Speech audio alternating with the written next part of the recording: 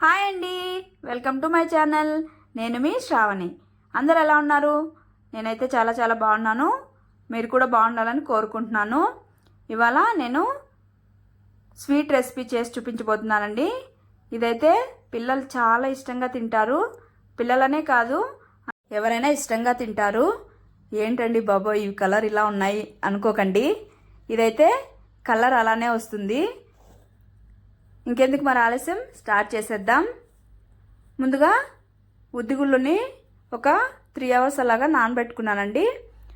చూడండి, ఇలా మెత్తగా నానిపోయాయి. బాగా వాటర్ అన్నీ వంపేసి అస్సలు వాటర్ ఉండకుండా మిక్సీ జార్లోకి తీసుకోవాలి. తీసుకొని ఆపుకుంటూ మిక్సీ పట్టుకోవాలి. మెత్తగా వాటర్ యాడ్ చేయకూడదండి. కావాలంటే ఒక స్పూన్ అలాగా యాడ్ చేసుకొని మిక్స్ చేసుకోవాలి.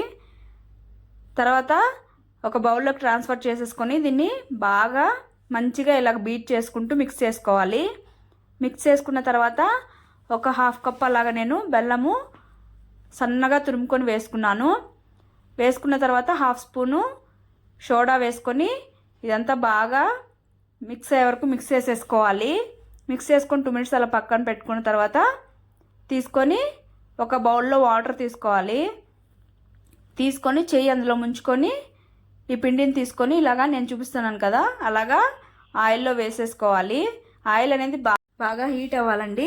ఇలా బూరెలు వేయంగానే ఇలా పైకి తేలిపోవాలి. తర్వాత ఇలా అన్నీ వేసేసుకున్న తర్వాత ఇంకొక సైడ్ తిప్పుకొని మంచిగా కలర్ వచ్చే వరకు మీడియం ఫ్లేమ్లోనే కుక్ చేసుకోవాలండి. అలా కుక్ చేసుకుంటేనే లోపల వరకు బాగా కుక్ అవుతుంది. ఫ్రై అయ్యాక తీసి ప్లేట్లో ఉంచుకొని సర్వ్ చేసేసుకోవడమే. ఇవైతే భలే క్రిస్పీగా ఉంటాయండి.